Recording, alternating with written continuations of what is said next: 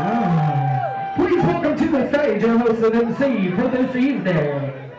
He goes by the name of Axel Andrews. First time I saw a drag queen was probably on television, but in real life it was probably at a nightclub. How do I feel about them? I think of them as goddesses. I think of them as the most beautiful performers. They can embrace who they are and everything that we embody today.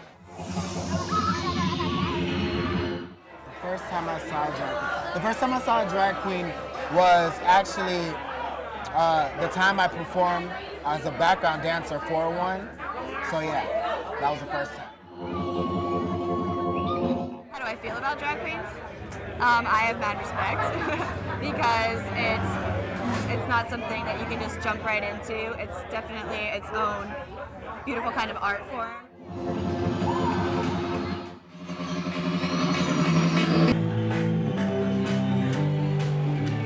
Who Axel Andrews is? In real life? Either or. I know he's an entertainer. He entertains, he's a drag queen. Oh, what sets him apart is he doesn't really he I don't even know. He's very different, very very different. He doesn't really do the big hair and the he's not the kind of drag queen you would expect. What sets him apart? Well, he knows who he is, and he knows how to sell to his audience. He's not ashamed to be himself. He likes to have fun. And he also has these amazing, beautiful techniques of doing makeup to make him stand out. He's always pushing the envelope. And he's a real sweetheart. And he knows how to entertain an audience and keep it going. And I have a lot of respect for that.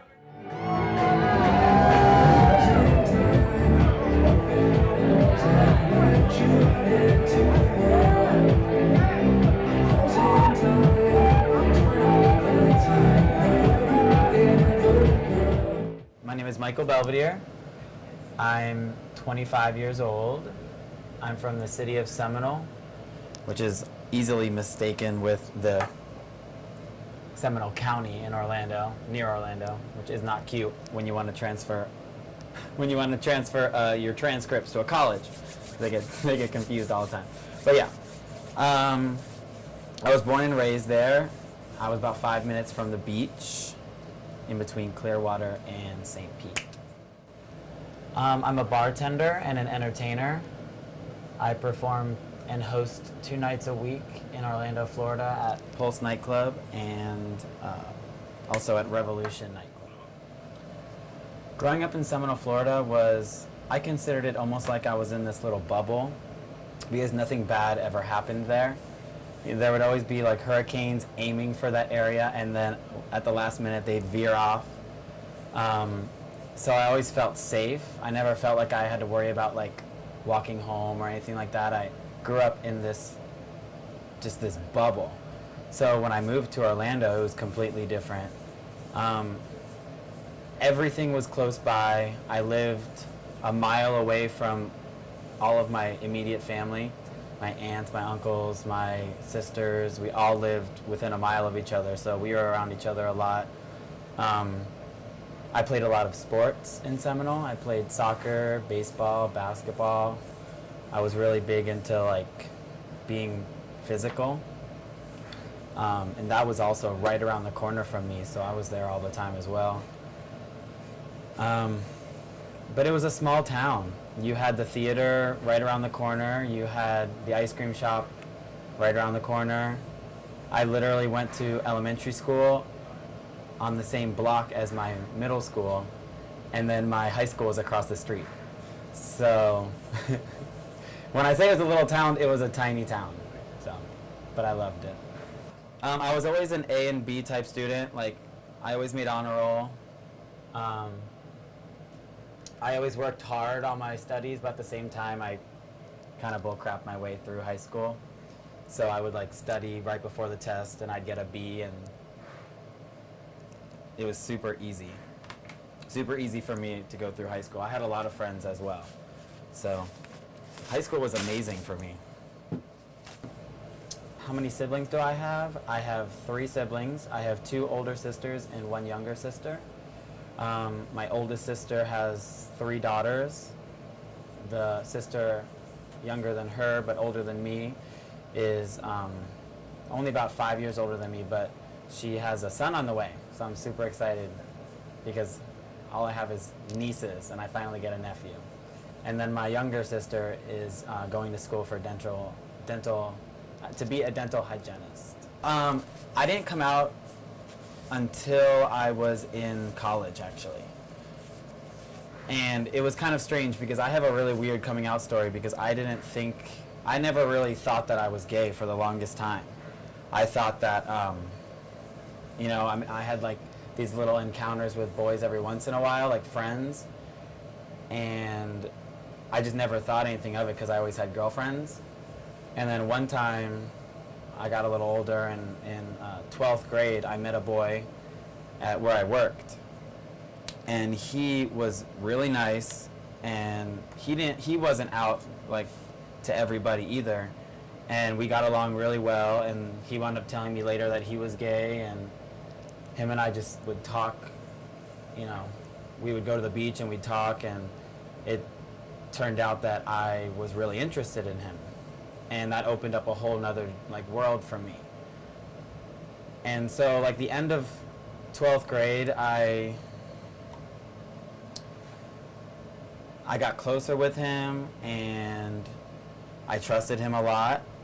And I didn't tell any of my friends until the end, right when we were about to graduate. I told some of my friends because I was about to move to Orlando with my friends. And I told them, hey, well, as every gay man says, I'm bisexual. So they were kind of, they stopped and they looked at me because I wasn't a very flamboyant boy growing up at all. My parents had no idea. My sisters had no idea. So it was super weird for people to even think that. So when I came out to them, they were like, Mike wouldn't make this up, so they were all really supportive. And I came out to my sister, who, like a little sister, can't keep her mouth shut, and told my mom. And I grew up Catholic, so my mom started crying. They're more afraid of diseases, more than anything else. Diseases and how everybody else will look at you. You know what I mean? They're terrified that one day they'll wake up and something bad happened to me just because someone didn't like that I was gay. I'm getting really deep out of nowhere. But yeah, my coming out wasn't difficult for me. Some people have an issue coming out and they get depressed and they don't know how to deal with it, and they think something's wrong with them. I didn't really have that. My whole life I was very confident in myself because I always had a lot of friends and I always had a lot of fun, and I accepted everyone for who they were. I was friends with the nerds, the jocks, the quiet kids. I got best personality as my senior superlative. I'll send y'all that picture. I moved to Orlando because I was going to UCF. And, my GPA it was above a 3, but they still wanted more for me to get into UCF, so I was on the waiting list, and I had to take summer classes. So I came here for summer, and I moved with some of my straight friends, my best friends, and they kept encouraging me to go out and meet people. So they have something called the GLBSU at UCF, and it's the gay, straight, lesbian, bisexual, transgendered box cutter. I don't know. I'm sure there's another letter in there and it means something else. But, it was where they met, students at UCF met, and, you talked about issues that were going on in the gay community or what current events were going on in the gay community, and we told our coming out stories and stuff like that. And when I would go to these meetings, I'd meet different people. And I'd meet really nice people. And before I knew it, I would start getting invited to things. I would start getting invited to, after the meetings, we'd go and get food, or sometimes a local club would be having an event, and we would, we'd all go to that.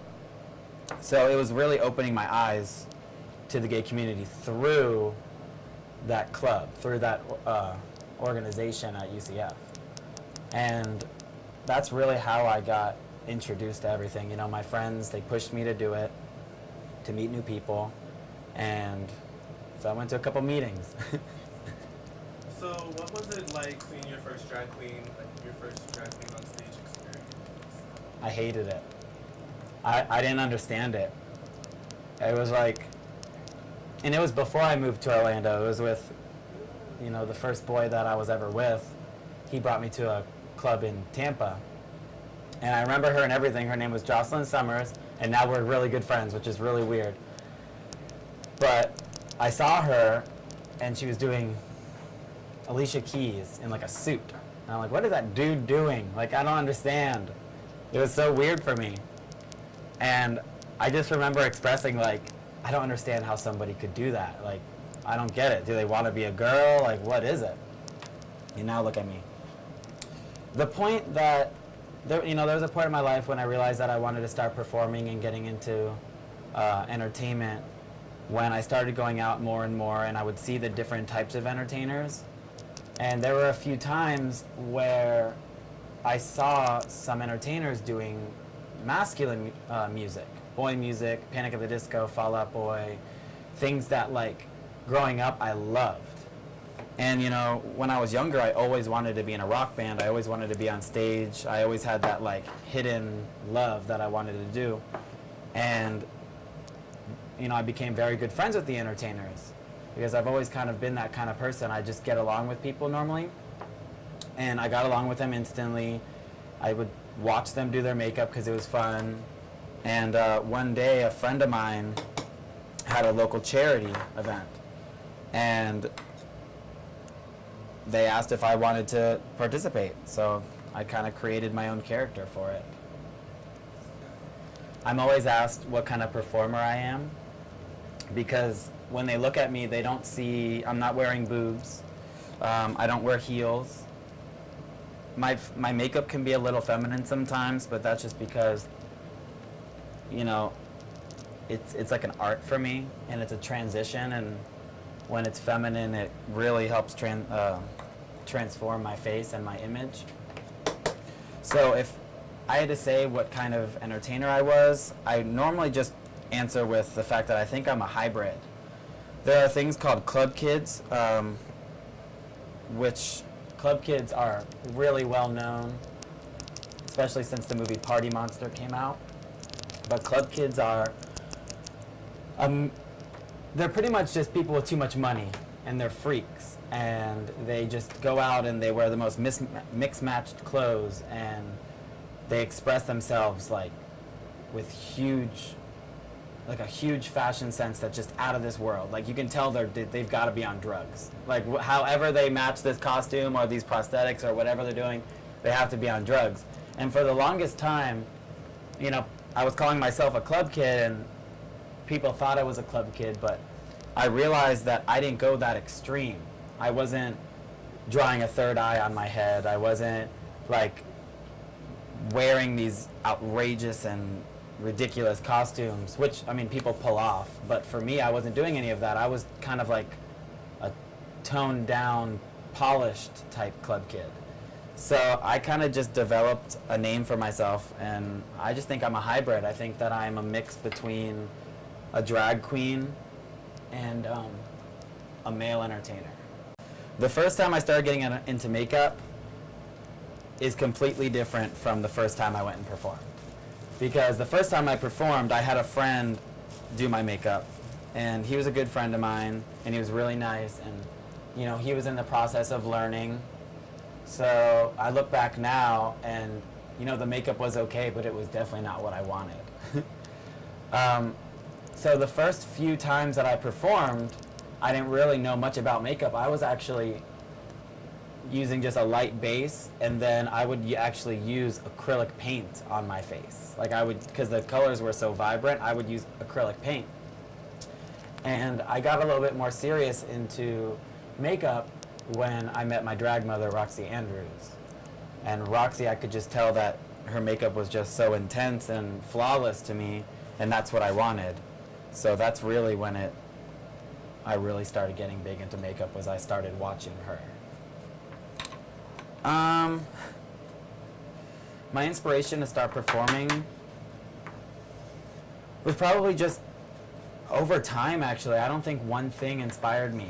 I think that over time I've just seen people, you know, even celebrities and rock stars and all of them just entertaining the crowds, and that's just what I always wanted to do. And I told myself that's what I wanted to do. And it was kind of fun that I found this way to do it. I never thought that I would ever do it this way. But I was really inspired growing up with a lot of the bands that I watched. And you know, once I got into the gay scene, so many different entertainers inspired me. You know, more and more I would see an entertainer that did something different, did something crazy, and I wanted to either duplicate it or make it my own or top it. So that's pretty much what inspired me, was just an overall love for it, I think. The name, well, the story behind my last name, Andrews, is because in the gay community, we have things called houses, and it's basically where a lot of, it started with a lot of kids not being accepted for who they are, and their parents would kick them out and they had nowhere to go. So other gay individuals would start taking these kids in and treating them like their children and taking care of them and showing them love and hospitality.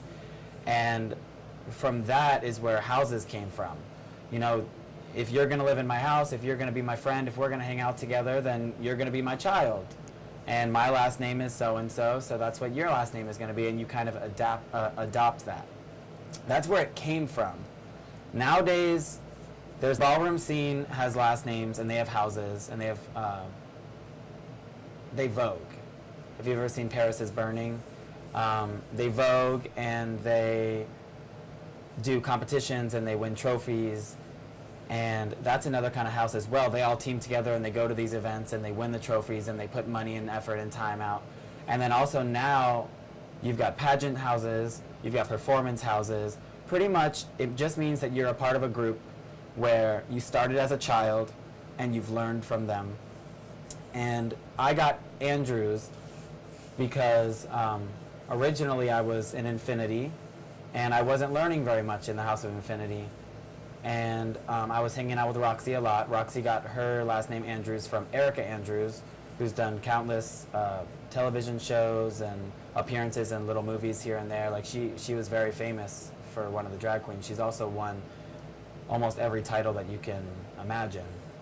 Sadly, she passed away last year, but that's another story. But Erica was Roxy's mother. I started learning from Roxy. And over time, Roxy asked if I'd be her child because I was learning so much from her.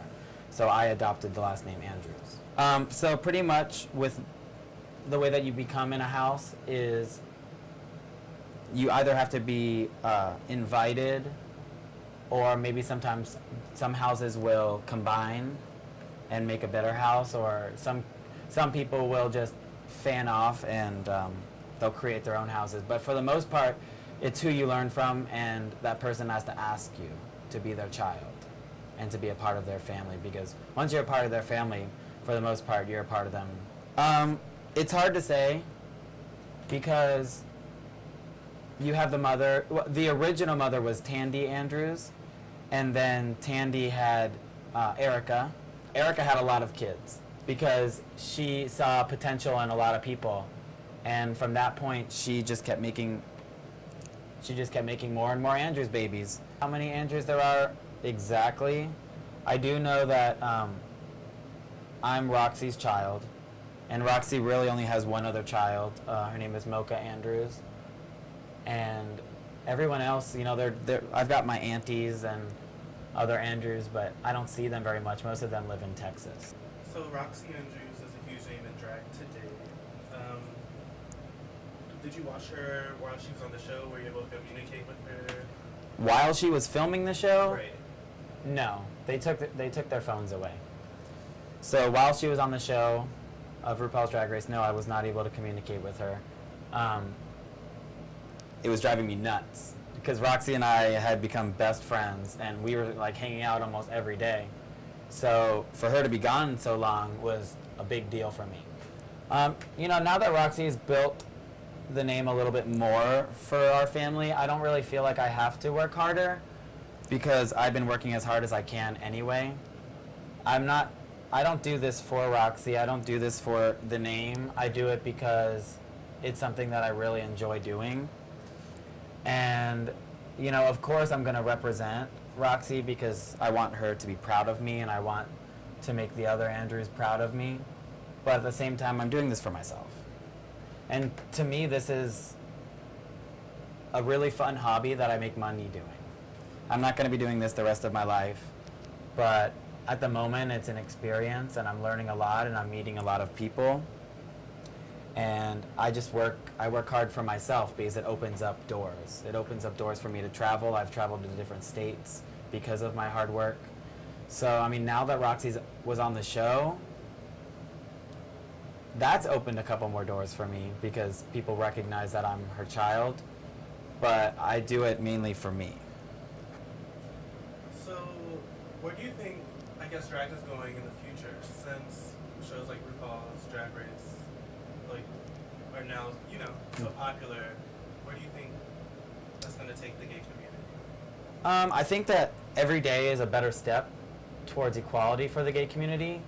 And, you know, more and more you see shows like RuPaul's Drag Race, or you see even things on Dateline and stuff where they're doing interviews with transsexuals, and you can just tell that the more it's in the public eye, the more that people start to accept it, because a lot of people, they don't see drag shows. Like myself, you can take my example. I saw a drag queen for the first time and I was repulsed. And that was just because I wasn't used to it. And now that I'm used to it, I mean, those are some of my best friends. And it's really that simple. You're afraid of what you don't know. So I think that these shows and everything that's going on, you know, is just opening more doors for acceptance. And I think that it's a good step. I think it's a really great step towards equality for everyone. The first time I performed on stage was a complete disaster. It was a mess, and it was filmed, so I get to relive it every time somebody wants to bring it up. But I was insanely nervous. You know, like, I didn't really know much. I didn't know much about it. And I was terrified because all I knew is that I wanted to be on stage and I wanted to do what they were doing. And so I swallowed my pride and my insecurities and I got up there, but it felt like they weren't butterflies. It felt like they were piranhas in my stomach. Like, it was terrible. But I got a lot of support from my friends and my family and my community, and it really pushed me to get better and better. So after my first performance, I kind of had the bug. I wanted to do it more and more. For me to go from my first performance to now hosting and being a regular on cast places, it took a lot of time. It took a lot of money. It took a lot of free performances, and you pretty much just have to put yourself out there and work hard. I'm also very lucky because I'm different. So I've been offered a lot of opportunities that other people aren't offered.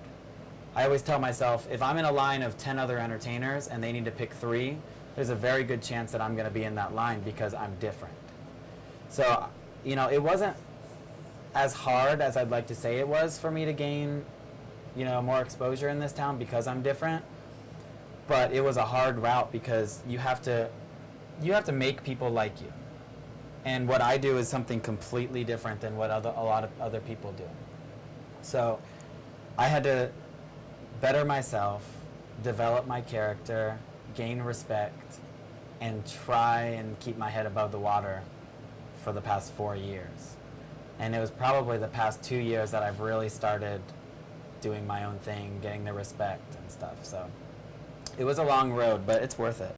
What my family, my friends think about me performing is really shocking, actually, because they've been to my shows. My straight friends, my best friends were at my birthday show. They come every year to my birthday, and they get completely wasted with me. And the bar owner always gets me a keg for my birthday because we don't have a keg here, and we do beer pong and flip cup and the typical college stuff. So they all come out and they support me and they tip me, and I'm really, really lucky to have the straight guy friends that I have. My family they've been to multiple shows of mine, and they live 2 hours away. So they're extremely supportive. My dad tells me all the time, why don't you just get into makeup? I don't understand why you just don't get into makeup and why you don't, do this as a profession.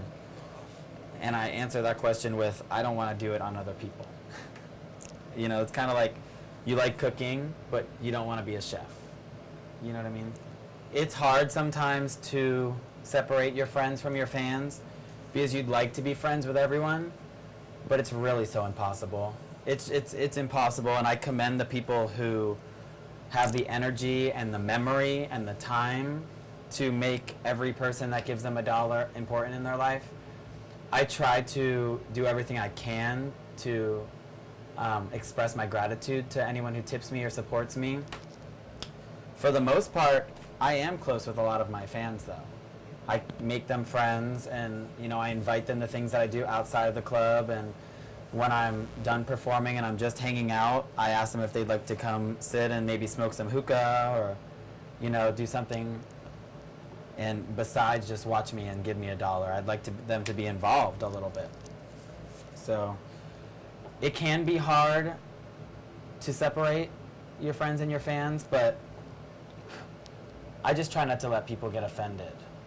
I'll give them time, and I give them, I don't really know how to describe it. It's hard to describe. I give them time, and I give them respect, and I let them know that I appreciate them, and that's really all I can do at the time, unless you're really a good friend of mine. It's hard for me to find spare time between balancing bartending and performing, and sometimes I promote parties and stuff, but for the most part, I've set up my schedule to where I have a couple days off, which is nice. And also, when I bartend, I don't have to be out until later, so I have the entire day to take care of any costumes I need to, any chores, any errands. I have to be at work at about 8 o'clock. So it's easy to kind of balance it in that aspect. Now, balancing my family is kind of hard because they're 2 hours away, and when I go, I want to stay for an extended period of time, and I can't always do that. So that kind of bothers me a little bit, but my parents understand now, and that's probably the hardest thing to balance is your family, because I'm lucky that my boyfriend works here at Pulse, so I get to see him all the time. But for the most part, I just kind of go with the flow.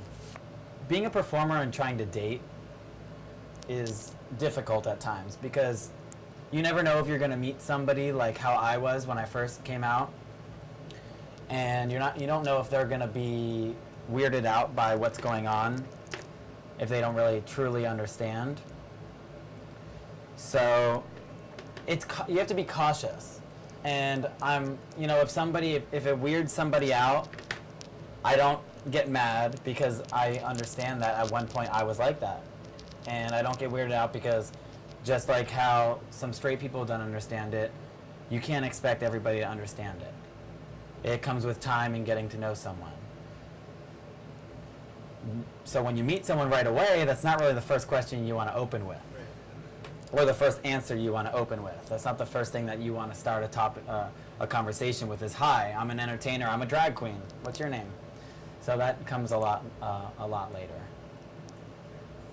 So about how much time does it take you to get ready when you're performing? The amount of time it takes me to get ready, I normally give myself about 2 hours, so that if something happens where I mess up my makeup, I can fix it. There's always a way to fix your makeup, even though people get freaked out, but there's always a way to fix it. So it takes me about 2 hours. I like to give myself that amount of time because it makes me feel comfortable. Do I always take it? No, but it's nice to know that it's there. The way that I come up with a lot of my costumes and stuff is honestly just on a whim. I take the fabric that I have and I just start cutting patterns. And sometimes I'll take inspiration from other things. Like tonight is an Asian theme, so I went online and I looked up some different Asian makeups and stuff like that, and I try to duplicate it or make my own style. So it just depends on like what I'm doing. If I'm doing a theme, then I'm gonna try and I'm gonna take time and pay attention to what that theme is all about. I learned to sew and I learned how to make my own costumes from Roxy. Roxy learned from a friend. We're not professional, but we do enough. And it works really well because drag gets very expensive. And a lot of people don't understand that. And I'm very fortunate to work in Orlando because we get paid well. But there are a lot of cities and towns up north where you'll find an entertainer that does 3 numbers for a quarter of what I get paid for 1 number down here. So tips are a big thing. And especially if you don't know how to sew, because people are paying hundreds of dollars to get costumes made. Me, I spend the amount on fabric and stones and sequin and all those different types of things. So for me, I can make a costume with $50. For them, they're gonna spend that $50 and then spend another $100 to get somebody to make it. So I was very fortunate that I learned how to sew for myself because it gets very expensive. I like seeing like the confused look on their face because they don't really understand what I am, even if they have seen a drag queen before. So, I mean, the overall feeling I get is just, I think, excitement, because it's fun, and I get to drink at my job, so I'm a little drunk while I'm performing and talking. So, it's a great feeling. It's a good job to have and a good way to express yourself, and it's a stress reliever too, to just get on stage and say what you're thinking and express yourself however you want to. Is it my job as a host to encourage people? No. As a decent human being, yes. I'm not going to sit there and have this gentleman who is being a part of my talent show, I don't want him to be nervous, because it is a very scary thing to get up on stage in front of people, and I commend every single person who does it. I personally like to encourage people to do it because if they want to, then they should. And a lot of people don't understand that. They just, the first thing some of the audience will look, they'll be like, oh my goodness, that person's makeup is terrible. Oh my goodness, that person's heel just broke. Okay, but you need to think to yourself, are you up there doing it? Could you get up there and could you do it? If I took you backstage right now and put you in drag, would you get up on that stage? And most of them would say no. So I just ask people to give everyone respect. And like I say, if you don't have $1 to give, then at least just give them a big smile. If you think they're terrible, give them a smile anyway. Eventually they're gonna realize things that they need to work on. If you saw pictures of me when I first started, good Lord, it was terrible. Oh my gosh, I'm so embarrassed, but I was learning, and all these people are learning. That's why my show is a talent show, where people can come and they can build their talents and perform on stage, because sometimes people don't get that opportunity. Sometimes people are like me, where they grow up thinking that they want to be an entertainer or be a rock star, and they don't have those options. And one day after work, they're like, you know what, I'm going to go perform at the talent show and just get it out. So I try and make people feel comfortable. There has definitely been times where I've wanted to stop performing, because to me, I always want to be different, and I always want to better myself. And sometimes you just hit this wall of creativity and you don't know where to go. And I'll recycle some of the same costumes and some of the same music that I do, and it's not what I want. I want to be different all the time. I want to impress everyone that I'm performing for. I want them to want to watch me because I'm different. And there was a time in my life where I was working for a dinner show. It was a sushi bar. And I would do 2 shows there for an entire bougie, I mean rich, a bougie crowd of older straight people. And it was nerve-wracking. I was working there for months, and it would thicken my skin, but I hated it at the same time because they wouldn't tip very well. They liked the show, but it was very awkward. So I would do that, which was nerve-wracking, and then that was early, and I would drive to a nightclub, a different one, and I would do 3 numbers there, which is stressful because once you're done with one, you got to run and get ready for the next, and it just got really stressful, especially to try and be different every time. And then when I was done there, I went to a diner where they had drag queen servers, and I would serve from about 1:30 a.m. to 6 a.m. in makeup. So I was getting in makeup around 6 o'clock, and I'd be done around 7 in the morning. And I was doing this for months. It was amazing money, and I met a lot of great people along the way, but it was, for me personally, I want to be different. And it was stressing me out hardcore, and I quit for 6 months. And it was actually one of the best things I did. I was so happy when I did. I didn't have to worry about anything, and I started picking up shifts at the diner as just a boy. But of course, after time, I hated it. I missed it so much, so I started doing like just my Tuesdays again. And then I picked up Thursdays at Revolution, and then now I'm doing it all over again, which still gets stressful, but I just tell myself that, you know, I'm lucky to have the positions that I have. I'm lucky to have the cast positions that I have. So I've definitely quit before, but I feel like everybody kind of has to do that. You know, you have to like give something up to realize what you had. My favorite performance that I've ever done, I think actually I love doing characters, and there is a charity event here. It's called Broadway Christmas, and I was Lumiere, and I made the candlesticks, and I made the hair and the whole Broadway costume. It cost me a couple $100 for a charity event that I did for free, but it was worth it. And we did this whole production of Be Our Guest, and that's probably my favorite performance I've ever done because everybody can relate to Be Our Guest. So there wasn't one person that wasn't singing the song. There wasn't one person that was sitting in their seat when we were done. And it was just a really great feeling to like do something that people love, and like you could just tell I was taking them back to their childhood by doing the song. So overall, I think that was probably my favorite performance. What sets me apart from other performers? Well, I like to say that I'm not better than anyone. It's kind of like my motto. I'm not better than anyone, I'm different from everyone. I don't want to be better than anyone. I'm different because I really try to step outside the box and stay creative, and I try to really look at entertainment as more of an art rather than some people see it as, you know, it is an art, of course, for other people, but they see it more as female, being a female impersonator or a female illusionist. But for me, it's just like an art. Like my makeup every night is me doing art. It's me painting a canvas. Me making my costumes is just, it's the same thing. It's just like an art piece. So I think, I mean, I'm sure a lot of other entertainers feel that way, but personally, I think I'm different because that's what I love. I love the art aspect of it and the expression. I think there's definitely competition between me and other entertainers, and it's not necessarily with me.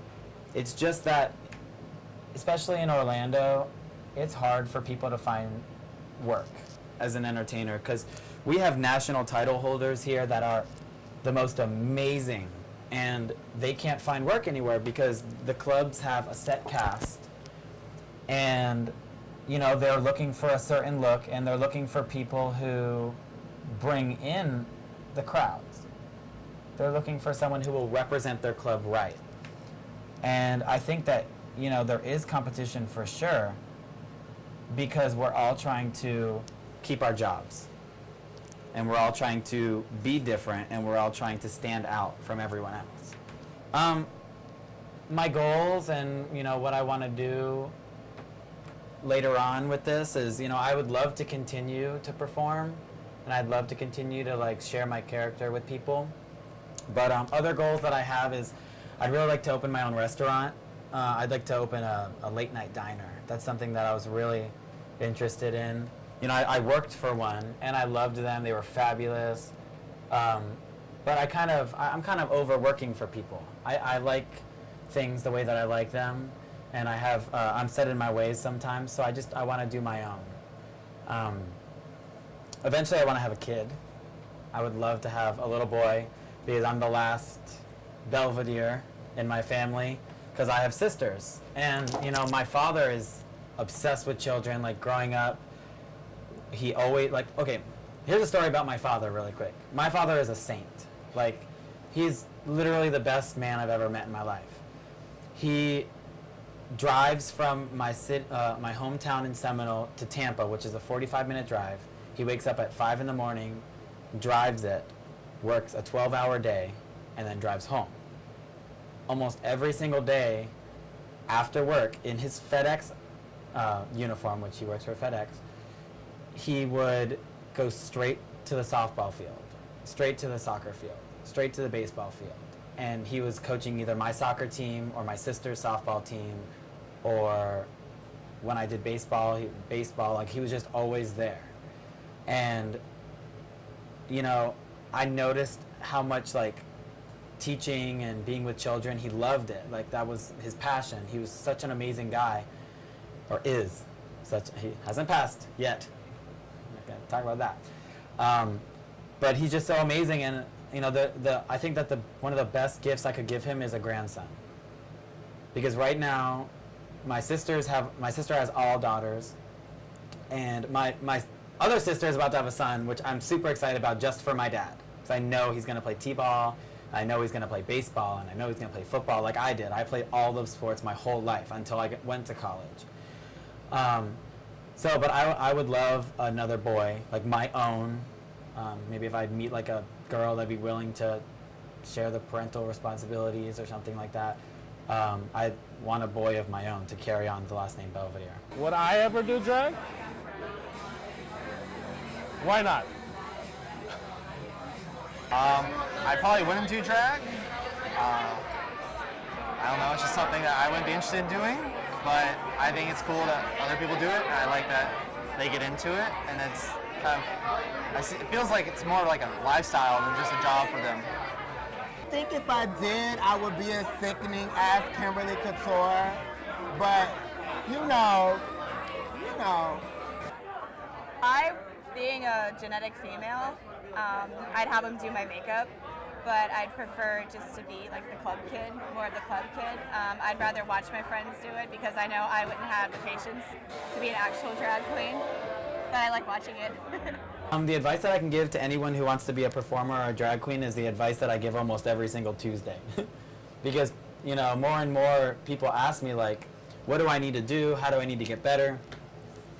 And to me, I think it's being true to yourself and taking criticism, well, not to heart, but, you know, I would just take criticism when it's given and try and look at it from what other people, like how other people are giving it to you.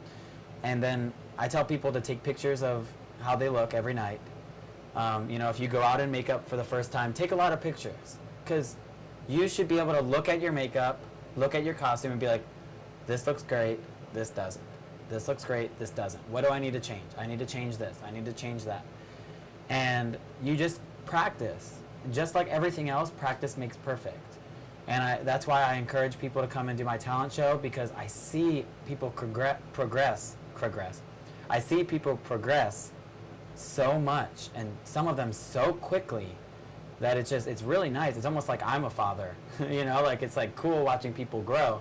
So the advice that I always give them is just to keep practicing. Take people's advice that know what they're talking about. Don't talk to your friend who's never done drag, who has nothing to do with makeup or nothing to do with the community, the one that thinks that they just watch the Ellen show or something and, you know, just eat Hollywood or something, you know, like, don't take their opinion, take other entertainers' opinions, the ones that you look up to, the ones that you respect. Ask them, what do you think I need to do different? How can I change this? I don't like this on my face. How can I change that? What are different options? You know, just ask questions. People are afraid to ask questions. That's like the worst thing you could do is just assume you know everything. Because there's always someone you can learn from. When I'm done performing, I want to be remembered for being different. I want some great drink, baby.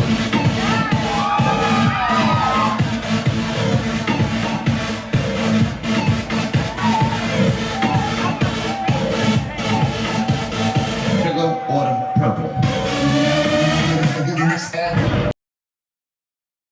The viewers of this documentary, I would love for them to take away. I would really love for people to learn a lot about the community through me. You know, a lot of people, they don't see what's going on. They're not involved. Sometimes, you know, you'll see some straight couples or girls or boys. They'll come out to the club for the first time. They just have a few drinks. They see the drag. They don't understand what it's all about. And hopefully, whoever watches this video can take away that there's a whole nother side. There's a whole nother world. We have our competitions. We have, you know, the drag families. We have charities that we raise endless amounts of money for these charities, and we all work together as a community. So I just hope that, you know, if somebody who watches this show, or watches this interview, you know, if they typically don't see the gay community through the eyes that I have, you know, maybe they can see it through this camera. Because like I said earlier, it's all about being familiarized with something before you can accept it. So, get familiar with me.